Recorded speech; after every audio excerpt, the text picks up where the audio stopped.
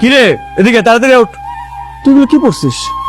বড় বড় কানের দুল, কপালি টিপ, তুই কি নিজের আয়নায় দেখছিস বের হওয়ার আগে? যেগুলো খুলে আমি কি পড়বো সেটা কি তোকে বলে পড়তে হবে? তুই এটা নিয়ে নাক গোলাবি কেন? আমি 110 বার নাক গোলাবো। তোকে দেখে কি মনে হচ্ছে তুই জানিস? তুই বিয়ে বাড়িতে যাচ্ছিস, কোনো ভার্সিটিতে না যে। যেগুলো খুলে আমি যাব না। তো যাওয়া লাগবে না, এখন যেহেতু লেট হয়ে গেছে তুই ওঠ। আমি যাব না। তুই ওনার সাথে যাবি? তুই চলে যা। নিতো লেট হয়ে যাচ্ছে, চলো। তুই সত্যি আমার সাথে যাবি না?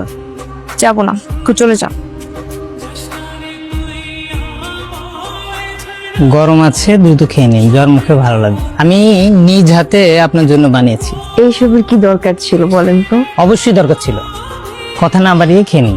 আচ্ছা, আপনার কষ্ট করতে হবে না, আপনি হেলান দিয়ে বসুন, আমি খাইয়ে দিচ্ছি। না, কোনো দরকার নেই, আমি খেতে পারবো। না প্লিজ আরে সমস্যা নেই, আমি পারবো। প্লিজ একটু খা। সরি সরি সরি সরি, আমি মনে হয় আপনাদের পার্সোনাল স্পেসে ডিস্টার্ব করে ফেললাম, তাই না?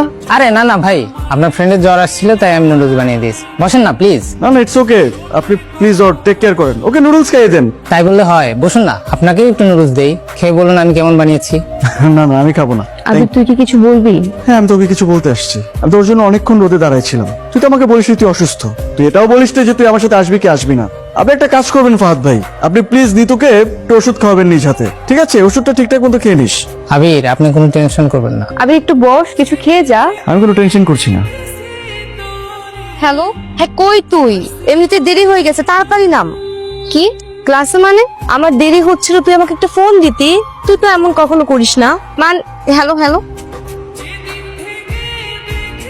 হ্যাঁ রতন, আবির কোথায়? আবির কোথায় আমি তো জানি না, আমার সাথে ক্যাম্পাসে দেখা হয়েছিল। তুই কই? আমি তো বাসায়। আবির তোর সাথে না? না না, আবির আমার সাথে নাই, থাকলে তো আমি তোকে বলতাম। তুই আমাকে সত্যি কথা বল। আচ্ছা, কি হয়েছে তোদের মাঝে আমাকে বলতো। আবির কি কালকে ক্যাম্পাসে যাবে? বললো তো যাবে। তুই একটু জেনে আমাকে জানাতে পারবি?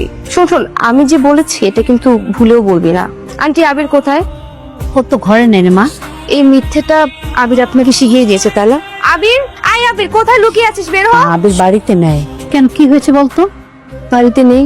কোথায় গিয়েছে সেটা তো বলতে পারলাম না। জানেন আন্টি, আবিরের সাথে আমার ছোট থেকে বেড়ে ওঠা, আপনি তো জানেন সবকিছুই। আমরা একসাথে ক্যাম্পাসে যাই, একসাথে বসি, একসাথে ক্লাস করি। ছোট্ট কোনো ডিসিশন হলেও না একসাথে নিয়েছি। কিন্তু আজকে কয়টা দিন যাবত সে আমার ফোন ধরে না। আমি টেক্সট করলে সে আমার মেসেজ সিন করে রেখে দেয়, রিপ্লাই দেয় না।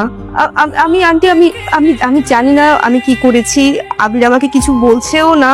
ওকে আমি আমি বাসায় এসে ওকে খুঁজে পাই না। আজকে ও বাড়িতে আসুক, আমি ওকে আচ্ছা করে ধরবো। তোর সাথে ও কি হয়েছে, কেন এমন করছে ও তোর সাথে, তুই চিন্তা করিস না। শোন, আগে তো আমাকে কেমন জ্বালাতো, কয়দিন ধরে একদম শান্ত ছেলের মতো চুপচাপ ঘরে ঢুকে। আগে তো লেখাপড়াই ঠিক মতো করতোই না, এখন সুন্দর মনোযোগ দিয়ে পড়ালেখা করে, খাওয়া দাওয়া করে, তারপরে ঘুমিয়ে যায়। শুনে ভালো লাগলো যে আবির পড়াশোনায় মনোযোগী হয়েছে। আমি কি করেছি? আমার সাথে কেন এমন করছে সে? আমাকে তো সে বলবে যে আমার কি ফল্ট। আমি আবির আসলে জিজ্ঞেস করব কেন তোর সাথে এমন করছে।